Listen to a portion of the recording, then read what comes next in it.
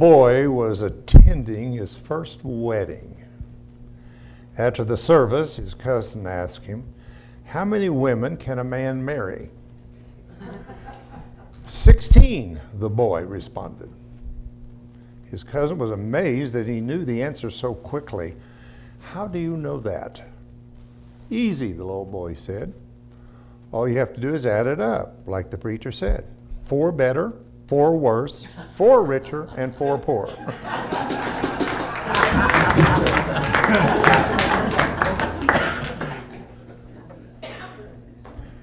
Part 2. I do think this is a subject that I want to stay with a little bit longer with you, because I think the power of idea is so spiritual and can change everything for your life. And the life of the world has been changed by ideas. And people don't just make up ideas. People bring ideas in from the higher ether realms. There's a place in Ecclesiastes that says there's nothing new under the sun. Nothing new. So when Edison got the idea of the light bulb, and all of these different inventors got what they wanted, it didn't start with them. It came through them from the higher states of consciousness. And the gifts of God come down from heaven, it says. So there are many ideas waiting for you to connect with them. Ideas that can expand your life, ideas that can clarify the path that you're on in life. There is clarity of direction in your life. There is so much that can begin as an idea. I personally believe that we were the idea of a being that we call Creator. And I think that when this experience happened, and it had an idea of itself, you can understand? When it had an idea of itself, I exist, I am. That was a divine idea. And that idea was of itself. I believe you are itself.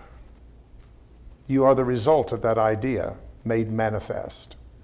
And therefore you have within you the divine ability to also bring forth ideas into your life that come from the divine states of consciousness. James 1:17 says, "Every good gift and every perfect gift is from above and cometh down from the Father of lights." It's a beautiful scripture. So let's talk about an idea for a moment. We talked a little bit last week about ideas and how that ideas are great to have, but an idea is that which is to be made manifest through action. And that's what we have, is the ability to bring action to an idea.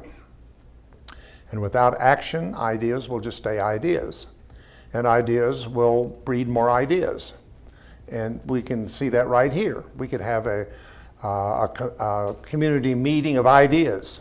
And I'll guarantee you, we could all come up with some idea for maybe HeartLight, or an idea of what we could do to change something or to better something or to do something like that. We could just have all kinds of ideas. But if we keep them just ideas, then we don't see anything accomplished. So the action is what is important to these ideas. An idea comes from spirit. And if an idea comes from spirit, it's impregnated with its own ability to fulfill itself. So if you're given an idea, I'm trying to make the difference between just conjuring up an idea and getting an idea. That's different, just a human idea from a divine spiritual idea. But if you get a spiritual idea, you would not get that idea unless it had innately within it the ability to fulfill itself. What it needs from you is action, commitment. And that's the thing that is missing to me in so much of spiritual teachings, is what I call the way, the process. And I think that's come through a lot of teachings, such as the teachings I came up with. Again, I don't know what your teachings are, but I was taught miracles. I was taught by just praying magical words and certain names and certain things, that things would just magically happen without even understand how it took place. A miracle. And sometimes we refer to that as just nothing but magic. And God is not a magician.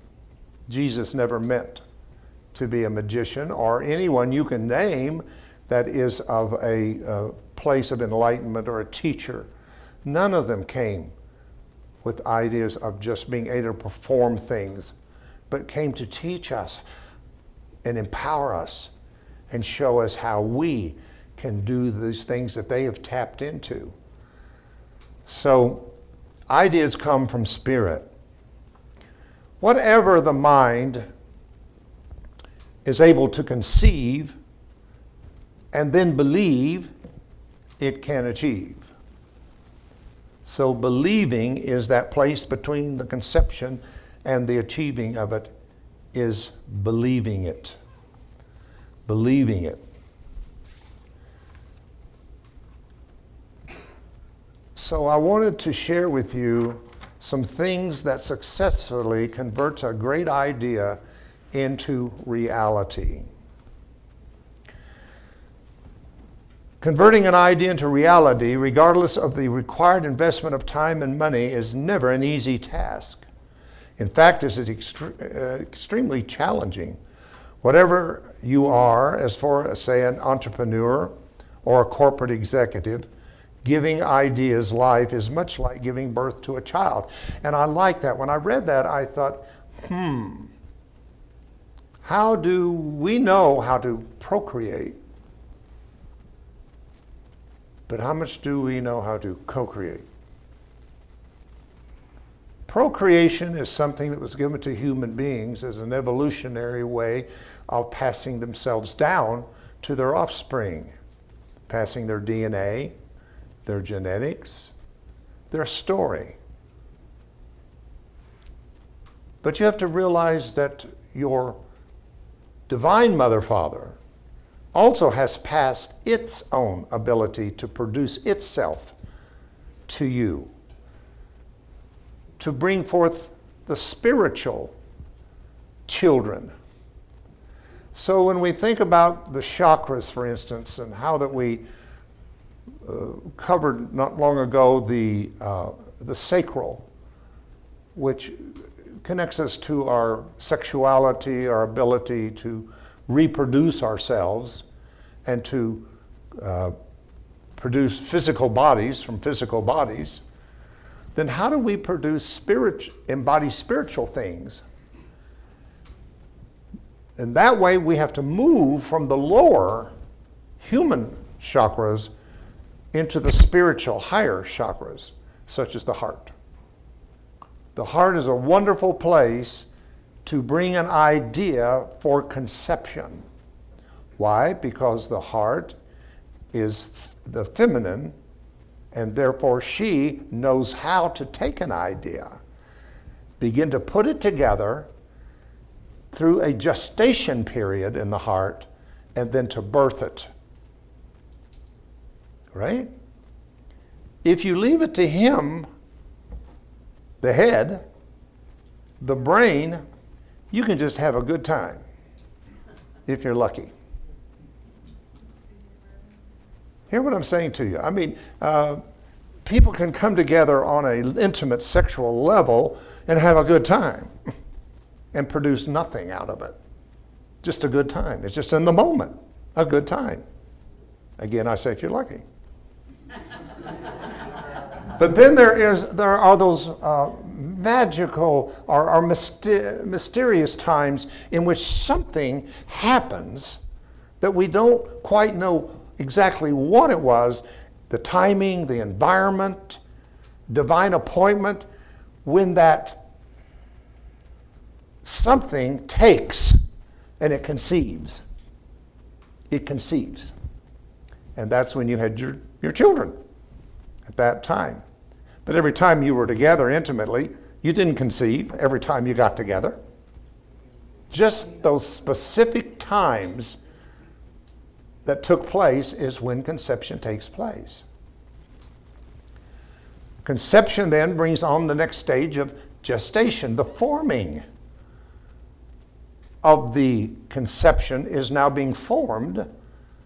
Why? Because it has to be formed for it to be birthed.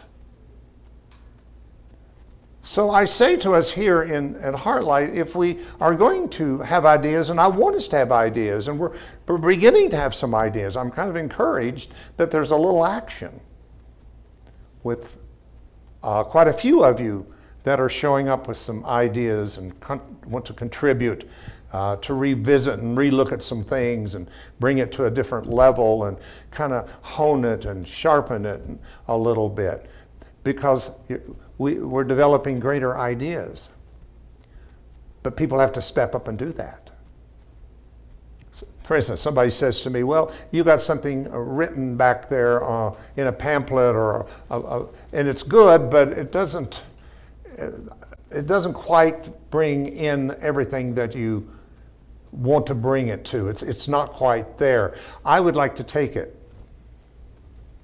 In fact, if I can pick on our new friend. Now, Mark said that to me about some of our pamphlet or something, and I was so glad to hear that somebody wanted to take something we had because he had an idea of what he could do to take that to another level. So sometimes ideas are not just out of nowhere, but it's ideas about what's already here, an idea to evolve it, to make it even more clearer in some way. So that's another thing that's important here, is to take what we already have, what we've already done, and take it to the next level. But then there are places for ideas that we have never had yet. And these are the children of your heart, of your mind. When I say heart, I mean mind. I don't mean mind up here, I mean the mind, the intelligence that is in the heart. I feel blessed and humbled that I was able to get an idea over 20 some years ago to do something nobody else had done with sound and vibration. I was able to get an idea of how to put together classes and teachings and training that had never been before done in the way in which it came to me as a download. Today, after 23 years, not really knowing the destiny of Som Energetics, I guess it's no secret that some of you know that it is up for sale right now, and there are buyers looking at it after 23 years, because we are ready to move, because we got an idea that we are pregnant with, that we want to move to and go to the next stage. But here's the thing. I want everyone to see if you can tap in to get an idea that has never been an idea before. This is why we do not evolve and expand as a human consciousness, because we keep repeating everything everybody else has done.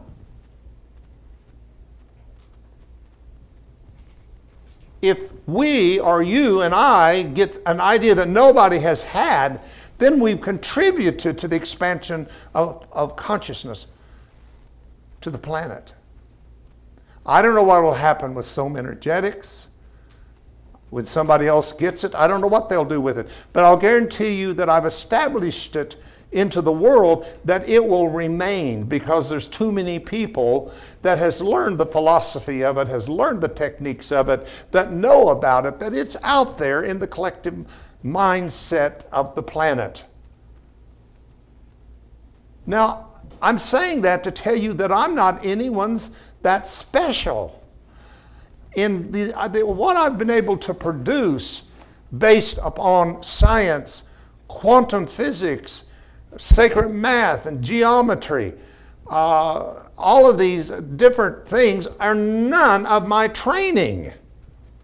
I did not follow these paths in academia. I did not in school sit and think I want to understand the science of vibration or sound.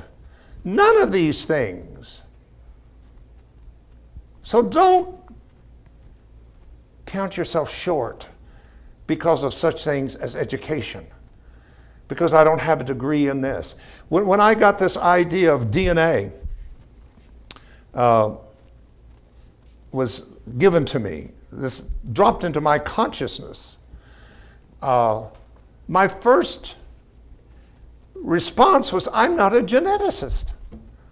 Why would I want to look into DNA, which is something that belongs to science and to geneticists who are trained in that field? I have no training in that field. But what I did have was a passion to understand the human blueprint for life. That I had. Because I couldn't quite buy into the things that are going to be changed in the human blueprint by just changing your thoughts. I didn't feel that was the answer. Positive thinking. Thinking positively. I know that it has its place. I understand that we'd much rather be around positive thinkers than negative thinkers. And we all feel better when we dwell on positive thoughts rather than negative thoughts. I understand that. But I've watched people attain some degree of that by control. And the thing is, nobody lives there 24/7. I've never met anybody that is positive 24/7. It's something you got to work at a little bit. You got to remind yourself, I need to be thinking positive now. I just had a negative thought. You go through all that mental calisthenics to keep yourself kind of in that place.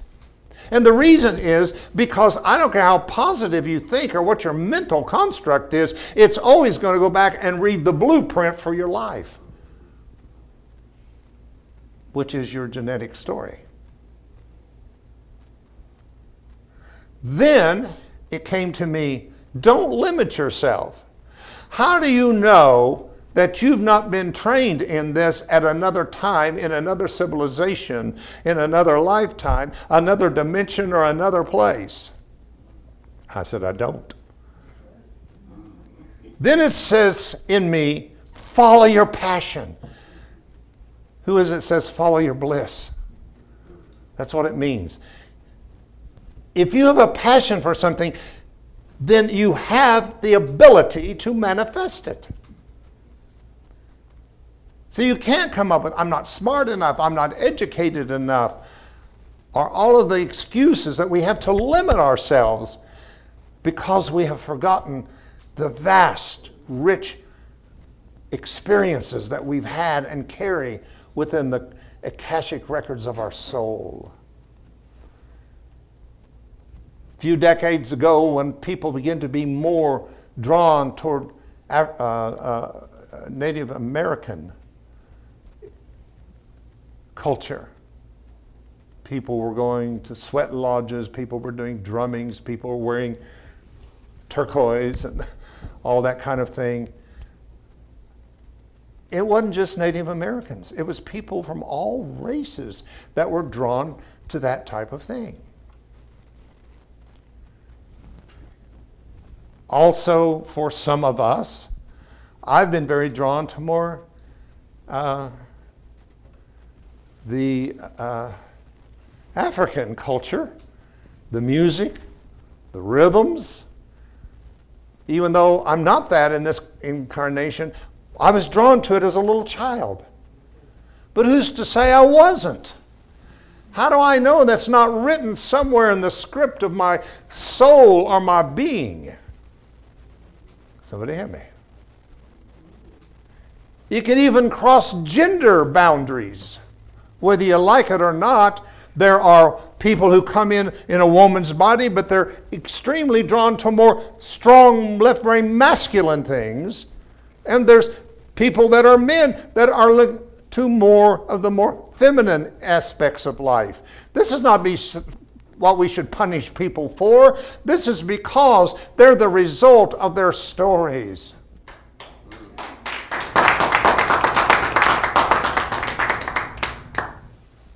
This is why I don't like labels that people want to put on people. It's the worst thing we can do. I feel for myself personally, since this is my last time in this third dimension world, that means to me that I have equally been enough of all things that I don't need to come back and be anything else. Maybe I've had enough balanced lifetimes as a female or a woman, and maybe I've had enough as a male. And yet you want to categorize me and give me these names that's going to stir up judgment and issues. Somebody help me out here. I'm digging myself into a hole. I see that. But somebody needs to talk about these things. And I hope I'm talking, you're thinking about some of the things that you are drawn to, some of the things that you feel, some aspects of yourself you don't understand. And you've even hidden it because you didn't want to be labelized and you didn't want to be judged by it. We keep saying here, we're whole. Are you whole? Are you being all that you are and have ever been? Don't be ashamed of it. I don't know how I got into that, but.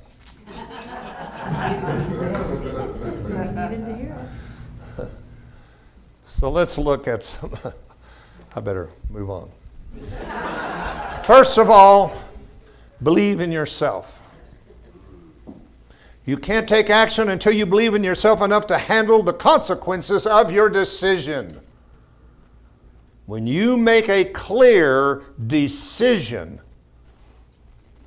to the universe, you have to be ready for how and what the universe brings your way. Anytime you assume the responsibility to give something that had not existed before, an opportunity becomes a reality. Accountability requires believing in yourself enough to be 100% dedicated, getting the work done. Be careful about your ideas and halfway do them. That is not good karma. You don't want to put on the side of your karmic debt unfinished work because it will come around to teach you. Make sure. Native Americans, I heard before they did a painting or made a basket or anything, they wanted to make sure with all that they could complete it. And if not, there was somebody to take over because their spirit went into what they were creating. And if it didn't get finished, then their spirit was incomplete in that which they were manifesting. Remember that. Even here at HeartLight, when you step up and say, I'm going to do this and I have an idea to do that and whatever, make sure you're ready to finish what you start, or you will just have more incomplete issues to deal with at some point and somewhere. Create your own personal board of advisors. You know what I call these people? Checkmates. And what I call them that is there's certain people in my life that has been in my life that I could call up and kind of say, you know, I'm getting this. Something's trying to come through. I'm not sure what it is. And they are so in tune with me that they will. In fact, I'm going through that kind of right now with somebody that's been out of my life for a long time that's come back into my life, who just has that thing with me that I can just mention something and she starts getting it and gives me the peace that I needed. So I don't know how to explain that, but everybody needs at least somebody in your life that you're so connected with that you can actually go in and check in and say, okay, this is what I'm experiencing. And they go, oh, I feel good about that. Or, no, I feel I got a yellow light. Step back, there's caution. Or there's a red light. No, look at another direction and another way. It's important that you have people in your life. So get together your board of advisors, whoever and wherever that is. And if you don't have that, I hope that you will work on doing that. Embrace risk.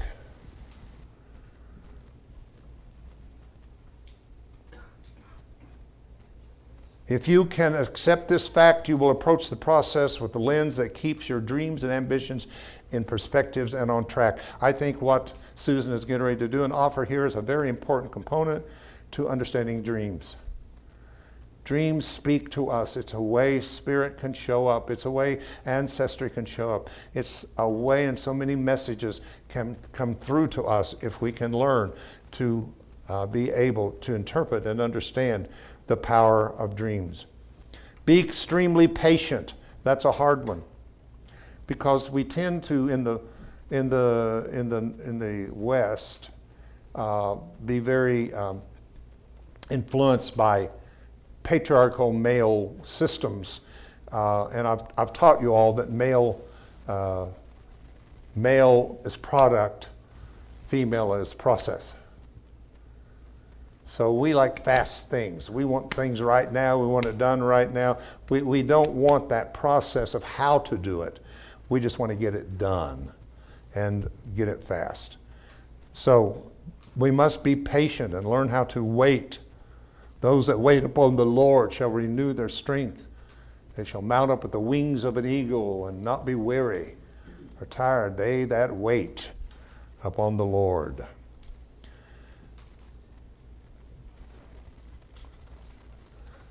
So let's see what else we could look at here.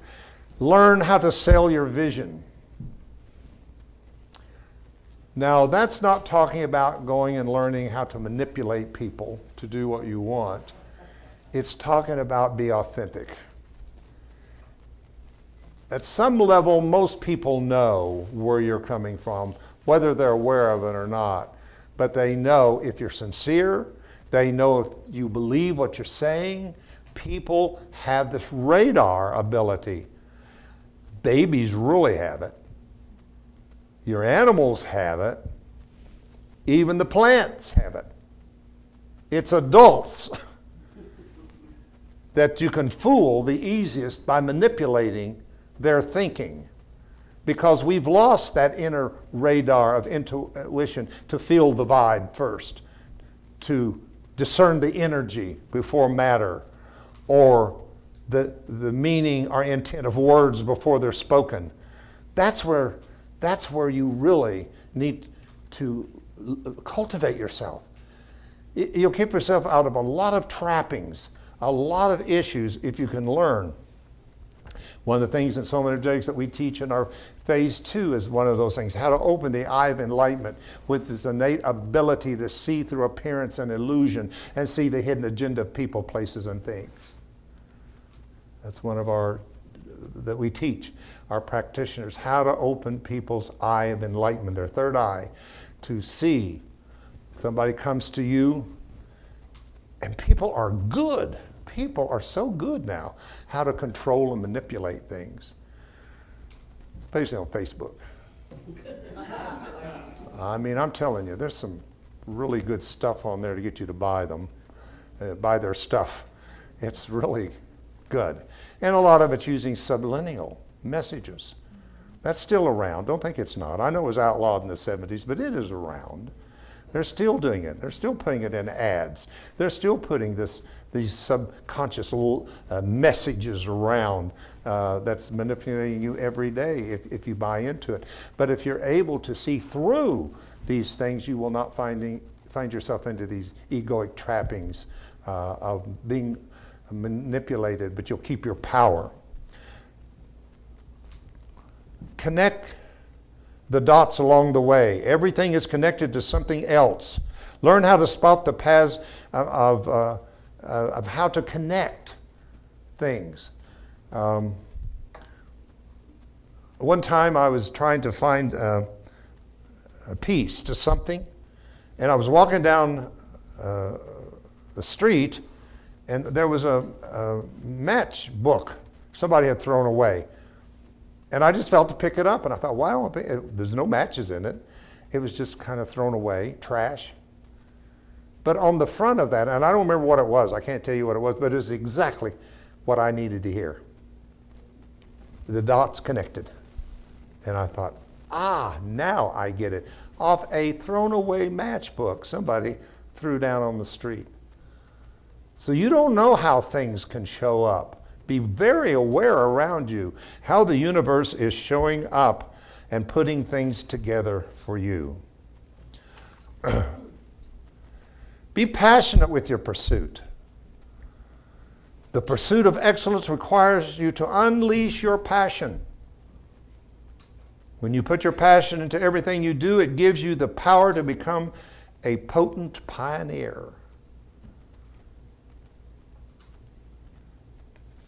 And most of all, be purposeful. What is the purpose in receiving a new idea? What is the purpose behind it? What can it do if it is shared?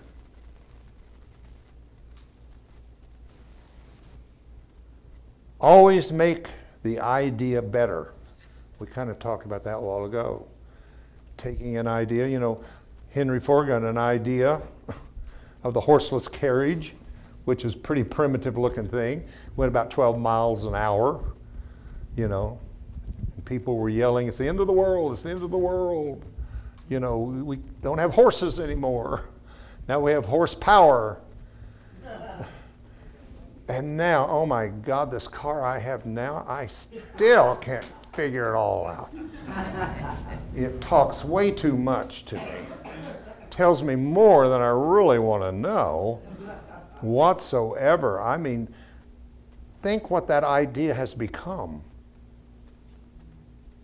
Everything is an idea in the world that in many cases has been improved upon and made more complex and more evolved.